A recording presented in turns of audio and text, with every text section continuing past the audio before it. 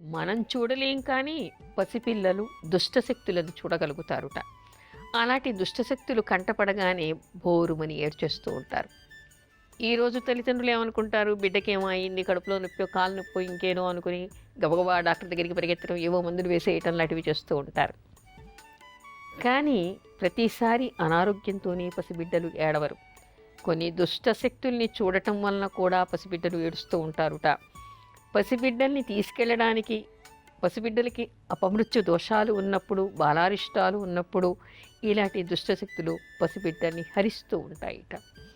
అలాంటి దోషాలు పోవాలని చెప్పేసి ప్రసవించినటువంటి ప్రతి తల్లి కూడా తన బిడ్డ రక్షణ కోసం అని చెప్పేసి షష్ఠీ స్తోత్రాన్ని చదువుకోవాలిట. అంటే గర్భం దాల్చగానే షష్ఠీ స్తోత్రాన్ని దగ్గర పెట్టుకుని రోజూ చదువుతూ ఉంటే నోటికొచ్చేస్తూ ఉంటుంది. బిడ్డ ఏడవగానే బిడ్డని పట్టుకొని చిటికెడు భస్మం కానీ కుంకుమ కానీ పట్టుకుని ఆ స్తోత్రాన్ని చదివి బిడ్డను జుట్టును పెట్టారనుకోండి, వెంటనే ఏడుపు ఆపేసి హాయిగా నిద్రపోతారు లేదా హాయిగా ఆడుకుంటారు. అంటే అది అనారోగ్యం వలన వచ్చినటువంటి ఏడుపు కాకపోతే. అందుకని షష్ఠీ స్తోత్రం పసిబిడ్డలు ఉన్న ఇంట ప్రతి ఒక్కరూ కూడా షష్ఠీ స్తోత్రాన్ని దగ్గర పెట్టుకోవాలి, షష్ఠీ స్తోత్రాన్ని చదువుతూ ఉండాలి. ఇప్పుడు చూడండి ఎలాంటి మహిమ కలదో షష్ఠీదేవి. సుబ్రహ్మణ్య స్వామి పూజ చేయటం వలన కొద్ది దోషాలు పోవటం, సుబ్రహ్మణ్య స్వామి పూజ చేయటం వలన నాగదోషాలు పోవటం, సుబ్రహ్మణ్య స్వామి పూజ చేయటం వలన సంతానం కలగటం అనేటువంటి చెప్పుకుంటాం. అదేవిధంగా దేవసేనా సహిత అంటే షష్ఠీ సహిత సుబ్రహ్మణ్య స్వామికి పూజ చేయటం వలన సంతానం కలగనటువంటి వాళ్ళకి దోషాలు పోయి సంతానం కలగటం, గర్భరక్షణ జరగటం, పుట్టిన బిడ్డకి కూడా బాలారిష్టాలు పోవటం అనేటువంటిది ఎంత విశిష్టమైనటువంటిది. అందుకని షష్ఠీ స్తోత్రం చేయటం, షష్ఠీ వ్రతం చేయటం అత్యంత విశిష్టమైనటువంటివిగా చెప్తారు. దేశంలోని ప్రతి బిడ్డ రక్షించబడాలి అంటే ఆ షష్ఠీదేవికి నమస్కారం చేసుకోండి, షష్ఠీ స్తోత్రాన్ని చదవండి, ఆ బిడ్డకి రక్షణ కలుగుతుందని, అపమృత్యు దోషాలు పోతాయని చెప్పేసి మనకి ఆధ్యాత్మిక గ్రంథాలు చెప్తూ ఉన్నాయి.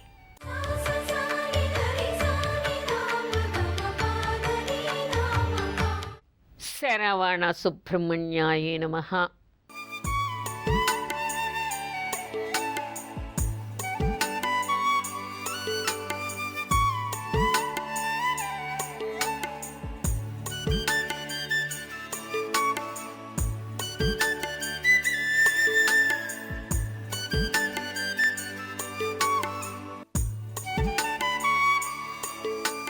ఇది సుబ్రహ్మణ్య స్వామి మంత్రంలోని బీజాక్షరాలు లేకుండా మనం చెప్పుకుంటూ ఉన్నాం.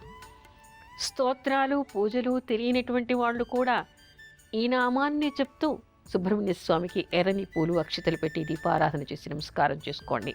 ఇక షష్ఠీ స్తోత్రం అంటే మీకు చదవటం రాకపోతే మీకు ఎక్కడైనా ఈ రోజుల్లో నెట్లో కూడా ఉంటుంది, లేదా ఎవరైనా చదవగలిగిన వాళ్ళు ఉంటే వాళ్ళ చేత రికార్డ్ చేయించుకొని అది చదువుతూ అది వింటూ అయినా నేర్చుకొని చదవండి. అలా చదవటం వలన ఎన్నో ఉపయోగాలు కలుగుతాయి.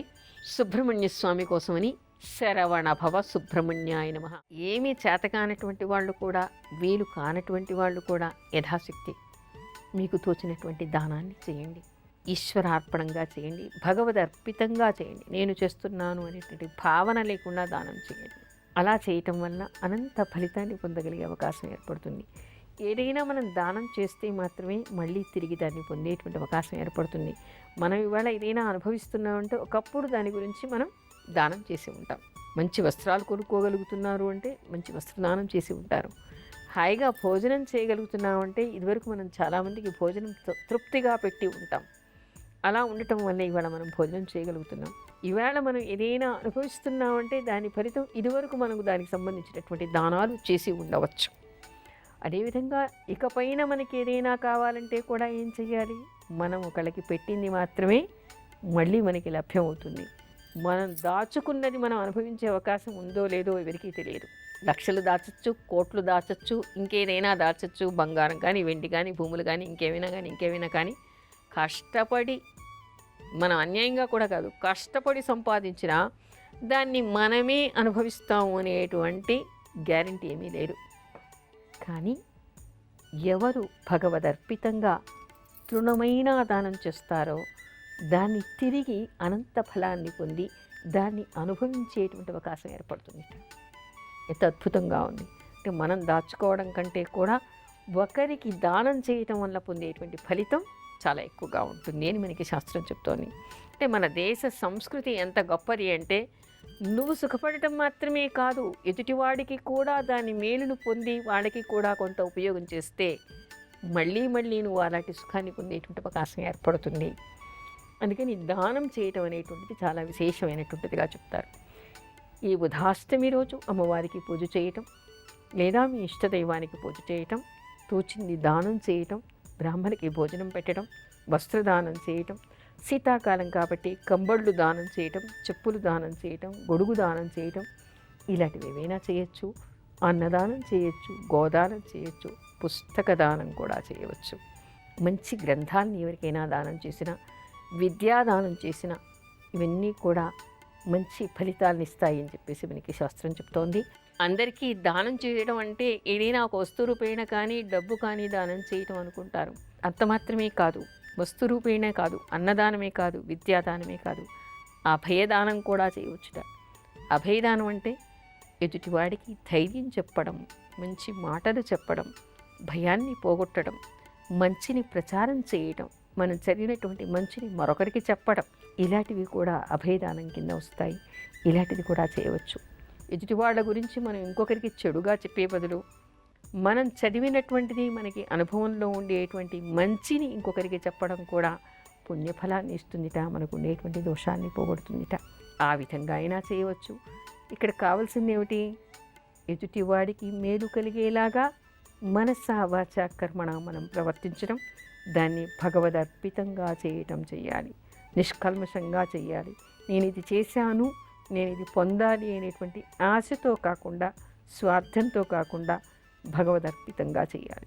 అలా చేసినప్పుడు అత్యంత విశిష్టమైనటువంటి ఫలితాన్ని వాళ్ళు పొందుతారుట. రేపటి రోజు చాలా విశేషమైనటువంటి రోజు, మార్గశిర శుద్ధ అష్టమి, కాలభైరవ అష్టమి. కాలభైరవుడికి పూజ చేయటం వలన మీకు ఉండేటువంటి దోషాలు పోతాయి, విఘ్నాలు పోతాయి, పితృదేవతలకి నరకలోకం నుంచి విముక్తి కలుగుతుంది, మీకు ముందు రాబోయేటువంటి నరకం నుంచి విముక్తి కలుగుతుంది. ఆ సంవత్సరం అంతా విఘ్నాలు తొలగిపోతాయి, అపమృత్యు దోషాలు పోతాయి. తర్వాత మీరు దేని గురించి కోరితే అది లభించేటువంటి అవకాశం ఏర్పడుతుంది. దుష్టశక్తులు దూరం అవుతాయి అని చెప్తారు. కాలభైరవుడిని పూజించటం వలన భూతప్రేత పిశాచాల బాధలు పోతాయి అని చెప్తారు. ముఖ్యంగా కాశీక్షేత్రంలో ఉండాలని కోరుకునేటువంటి వాళ్ళు తప్పనిసరిగా కాలభైరవుణ్ణి స్మరించాలి. ఆయన అనుజ్ఞ లేనటువంటి వాళ్ళు కాశీక్షేత్రంలో నివసించడానికి అర్హులు కారని, కాశీక్షేత్రంలో అడుగు కూడా పెట్టలేరు అనేటువంటి విషయాన్ని చెప్తారు. అందుకని కాశీక్షేత్రానికి వెళ్ళాలి అన్నా, విశ్వేశ్వర అనుగ్రహాన్ని పొందాలి అన్నా, కాశీ వాసం చెయ్యాలి అన్నా, కాశీలో మరణం పొందాలి అన్నా, అపమృత్యు దోషాలు పోవాలి అన్నా కాలభైరవుణ్ణి రేపటి రోజు స్మరించాలి. అదేవిధంగా బుధాష్టమి కూడా, బుధవారం అంటే కాలభైరవాష్టమి అయినప్పటికీ మార్గశిర శుద్ధ అష్టమిని కాలభైరవి అష్టమి అంటున్నాం. కానీ అది బుధవారం కూడా రావడం చాలా విశేషమైంది. కాబట్టి రేపటి రోజు గణపతికి, విష్ణుమూర్తికి, అమ్మవారికి పూజ చేయడానికి కూడా విశేషమైనటువంటి రోజు.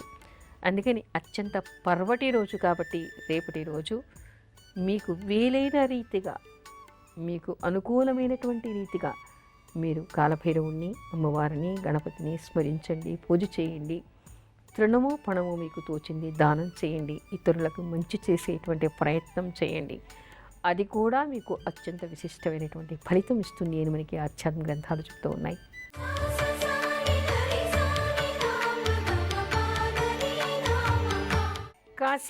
కాశికాపురాధినాథాయ కాలభైరవాయ నమః.